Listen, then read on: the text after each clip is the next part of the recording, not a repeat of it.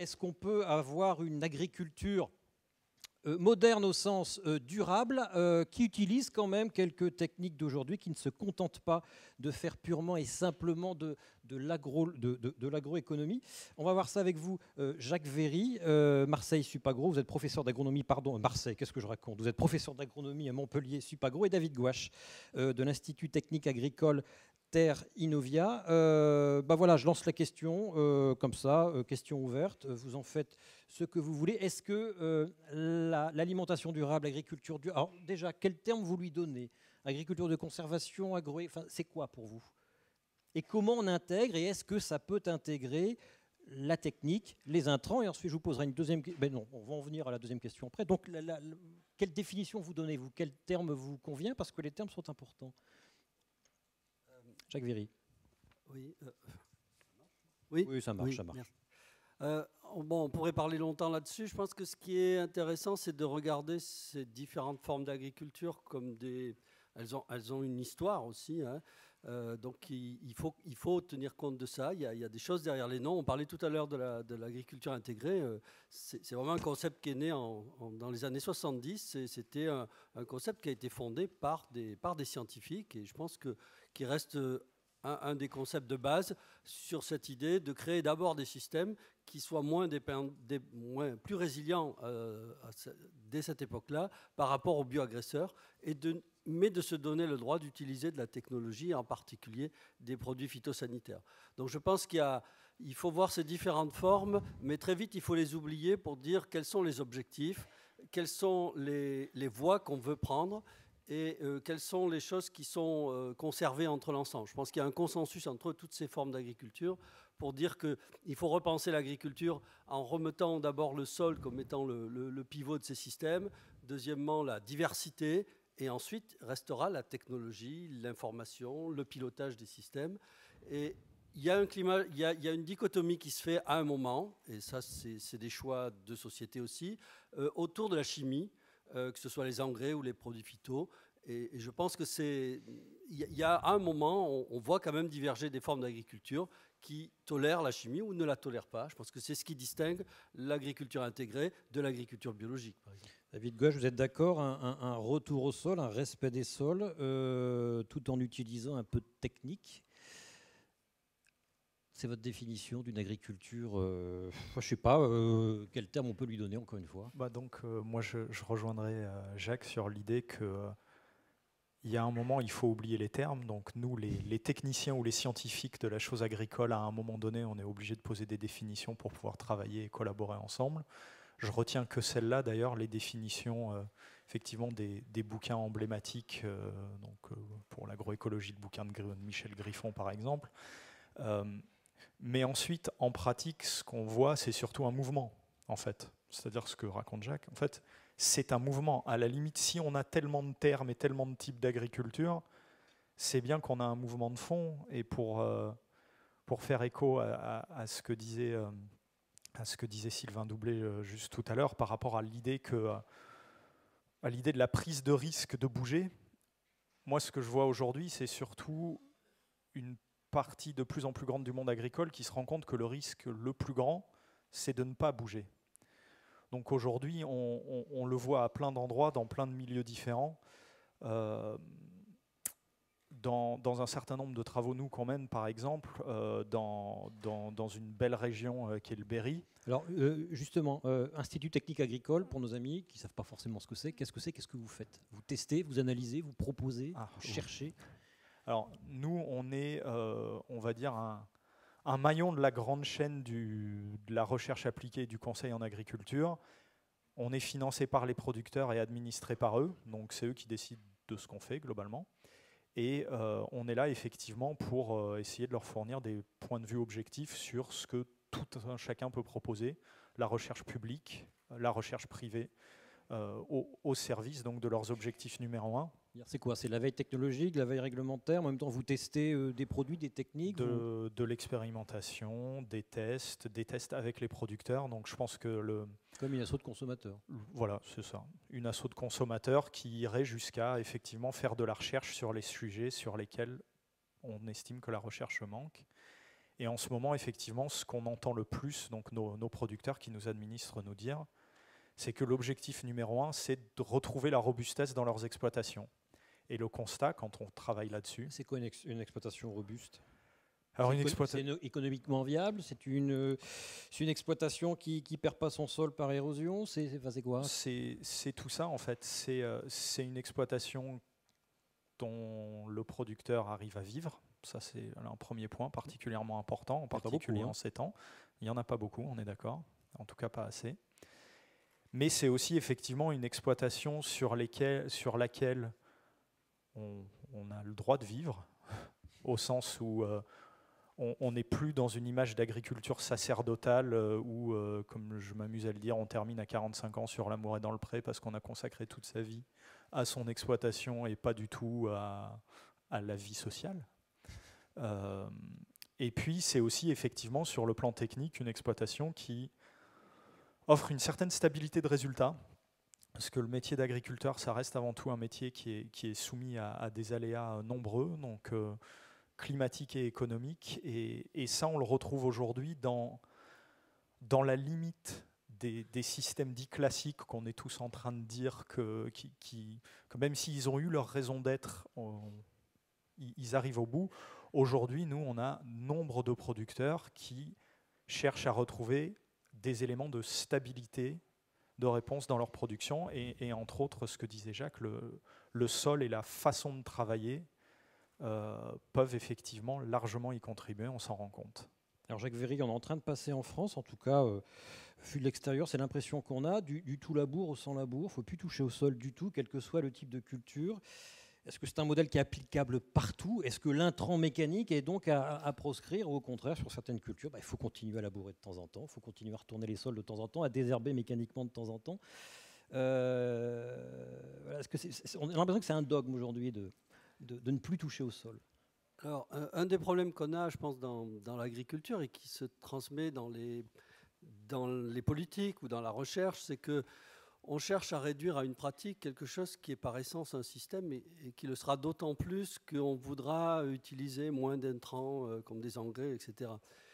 Et donc, je pense que et on construit des dogmes sur d'anciens dogmes aussi. C'est-à-dire qu'il est clair aujourd'hui qu'on a assez d'éléments pour dire qu'il y a pas mal de situations dans lesquelles il faut vraiment arrêter de labourer, voire même de toucher le sol.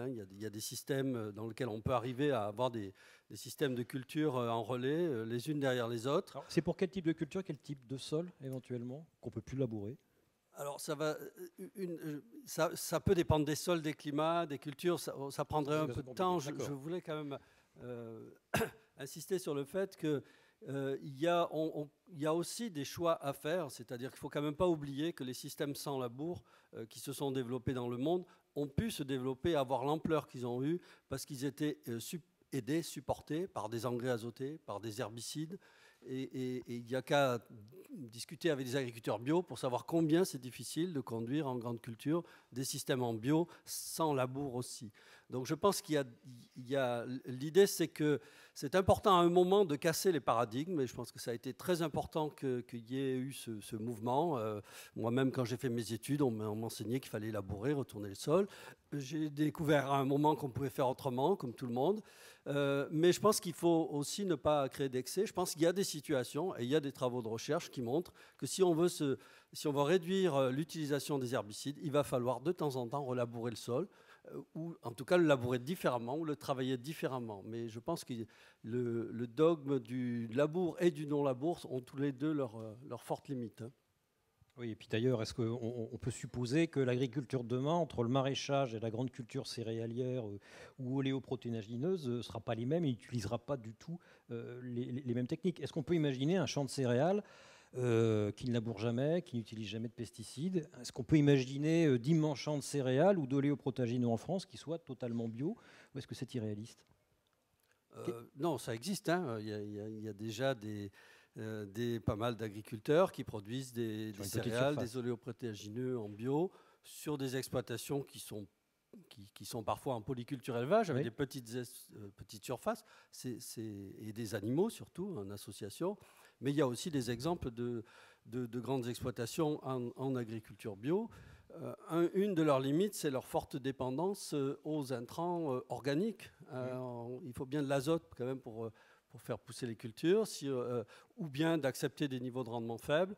Et une de leurs limites, c'est la consommation souvent d'énergie pour travailler le sol, pour le désherber. Donc on peut dire que ça existe, mais c'est un modèle dont la durabilité doit continuer à se construire. Maintenant, est-ce qu'on peut appliquer ça à toutes les surfaces? Je dirais non. Je pense que on nous a parlé du rapport IPES-Food. L'avenir va venir aussi de la diversité des formes d'agriculture et de leur adaptation pour un même type d'objectif à des conditions locales, le sol, le climat, mais aussi les hommes et les marchés dans lesquels on s'insère. Diversité de culture, ça vous parle? Vous avez un bon exemple avec la févrole que vous m'avez évoqué au téléphone, qui est assez parlant, David Gouache. Vous pouvez en prendre un autre, hein, faites ce que vous voulez. Si, on peut partir sur celui-là. Entre autres, je pense que celui-là, ce qui va illustrer, c'est que on est tous assez conscients de l'idée que la robustesse des systèmes d'exploitation va être, entre autres, appuyée par la diversité des cultures.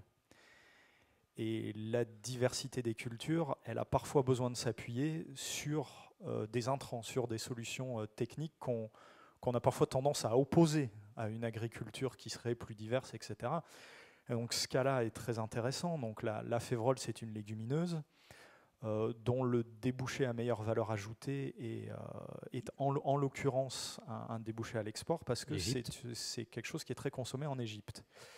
Et il y a un petit insecte qui perce la graine et qui la rend propre à la consommation, la fameuse bruche. Donc, or, aujourd'hui, même si on a des travaux en cours depuis plus d'une dizaine d'années sur des systèmes de lutte biologique par confusion sexuelle, ils ne sont pas opérationnels, ces outils-là, aujourd'hui. Pourquoi?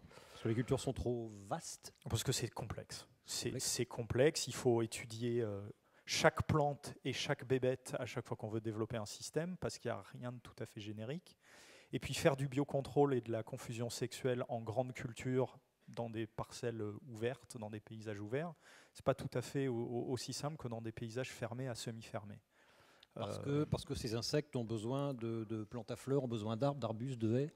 En tout cas, je dirais surtout parce que ces insectes, ils se baladent dans nos campagnes, et nos campagnes de production agricole, on va dire céréalière et oléoprotéagineuse, sont par essence des milieux ouverts quand même. On n'est pas en train de parler de tunnels et encore moins de serres. Oui, c'est moins qu'on puisse dire. Pour aller au bout de l'histoire de la févrole, qui est quand même assez triste, c'est une des rares légumineuses qui avait le vent en poupe il y a encore quelques années, avec des surfaces en augmentation, donc avec tout l'intérêt pour amener de l'azote, etc. dans le système. En plus, c'est de la protéine végétale. Enfin bref, ça coche beaucoup de cases. Sauf que pour lutter contre cet insecte, aujourd'hui, on a besoin de traitements insecticides, et dans la mesure où les insecticides sont malheureusement les produits avec les profils toxicologiques les moins favorables, il y a eu un certain nombre d'éléments réglementaires qui ont obligé à ce qu'il n'y ait plus qu'un traitement par an sur cette culture-là. Alors qu'ils en voulaient, ils en espéraient 2 à 3. Alors qu'en général, on a besoin de 2 à 3 traitements pour réussir à contrôler efficacement cette petite bête. Et du coup, on s'est retrouvé en 2 années avec des réductions de surface de l'ordre de moitié, alors qu'on court tous après des légumineuses qui rentrent de manière durable dans les systèmes de culture.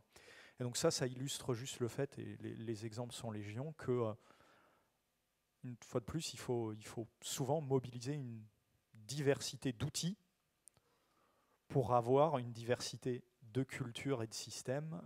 Et donc je pense que ça serait vraiment un des messages clés qui me semble ressortir de ce que j'ai entendu jusqu'à présent. Jacques Véry, ça vous inspire quoi cet exemple? Déjà, ça rappelle la nécessité de prendre le système dans son ensemble, puisque je pense dans ce cas-là, ceux qui aujourd'hui... j'ai travaillé beaucoup sur les légumineuses il y a longtemps, j'avais arrêté parce que ça n'intéressait plus beaucoup de monde. Aujourd'hui, si on se réintéresse aux légumineuses, c'est parce qu'il y a une convergence de raisons, dont une vient quand même fortement de l'alimentation humaine. Mettre plus de protéines végétales dans l'alimentation, ça remet au goût du jour des protéines des légumes secs, par exemple. Deuxièmement, parce qu'on sait qu'il va falloir décarboner notre agriculture et faire en sorte qu'on ait moins d'énergie. Or, dans les systèmes agricoles actuels de grandes cultures, c'est les engrais azotés qui pèsent le plus lourd dans la facture énergétique. Donc ça veut dire un ensemble de faits. Et ensuite, il faut fixer un cap et construire une transition vers ce cap. Et je pense que l'exemple dont on parle là laisse penser que dans certains cas, il faut, bien sûr, il faut fixer l'objectif d'éviter d'utiliser des insecticides au profit des écotox, c'est important. Il y a des efforts importants qui sont faits pour diminuer, pour trouver d'autres types de produits, hein, y compris en bio. Hein. La bio s'est débarrassée de la roténone aussi, qui n'était pas un insecticide très sympa. Donc fixer un cap et accepter de construire une transition vers ce cap qui, selon les cas, passera par le refus de l'innovation. On peut parler des produits de synthèse, des OGM. Dans d'autres cas, par l'utilisation de ça, mais pour préparer une trajectoire. Donc en gros, dans l'exemple dont on parle là, c'est clair que si on veut redévelopper la févrole, il ne faut pas faire comme s'il n'y avait pas cet insecte. Voilà. David Gouache, pour finir rapidement. Est-ce qu'au centre de cette évolution, ce n'est pas le conseil en fait qui est en jeu? Est-ce que ce n'est pas le conseil à réformer, la façon de le délivrer, la façon de le payer? Jusqu'à présent, les conseillers vendent des produits, on va dire, voilà, ils sont payés là-dessus. Est-ce qu'ils ne doivent pas être vendus ils ne doivent pas être vendus, c'est un joli lapsus. Est-ce qu'ils ne doivent pas être rémunérés simplement aux conseils techniques et non pas aux produits qu'ils vendent? Alors, il y a beaucoup de gens qui le disent. Est-ce que les agriculteurs ont envie de le payer, ce conseil? Voilà, il y a beaucoup de gens qui le disent. Moi, jusqu'à présent, je l'ai peu vu marcher, cette approche-là. Je pense que par contre, en tout cas, il est clair que l'approche de conseil est importante. Et en particulier, effectivement, se saisir de groupes de producteurs qui voient les limites de leur système, ça reste un des meilleurs moyens. Enfin, c'est ce que je racontais un peu sur l'histoire de ce qu'on a fait dans le Berry avec les cultures de colza associées à des légumineuses, justement. C'est vraiment des groupes d'agriculteurs qui sont venus solliciter notre expertise technique en disant on voit qu'on coince, on a des problèmes, aidez-nous à résoudre des problèmes. On ne leur a pas dit on va faire de la transition agroécologique, etc. On leur a dit on va travailler à résoudre vos problèmes. Et on est arrivé petit à petit à quelque chose pour remettre de la fertilité dans le sol, etc., avec des choses qui arrivent vers de l'agriculture de conservation, de la transition agroécologique, mais en ne mettant pas au cœur le grand concept, en mettant au cœur on va résoudre votre problème. Donc maintenant, est-ce que ça se rémunère dans une relation marchande? Aujourd'hui, je ne suis pas sûr qu'on ait beaucoup trouvé ça. Paradoxalement, si on traverse la Manche et qu'on regarde du côté de l'Angleterre, où il y a un système de conseil qui est plutôt privatisé, plutôt payant, on sent qu'effectivement, là, ils ont trouvé un modèle, et avec, parfois, dans certains cas, des producteurs qui s'embarquent effectivement dans cette, on va dire dans cette aventure de transition. Ce qui va paraître paradoxal, et c'est le cas chez nous aussi avec les producteurs avec qui on travaille, c'est qu'on tombe souvent sur les plus grosses exploitations du coup. Les gens qui, pour tout un tas de raisons, ont su petit à petit optimiser leur système, et ça passait entre autres par des agrandissements jusqu'à présent. Et la situation économique de l'agriculture française, à mon avis, va pas nous amener à aller dans l'autre sens. Mais ces gens-là arrivent à sentir une rentabilité, effectivement, d'un conseil payant. Sur la majorité des exploitations aujourd'hui, je ne le vois pas encore, et en toute sincérité, aujourd'hui, je ne sais pas comment on va y arriver. Je n'ai pas la recette. Merci à vous deux.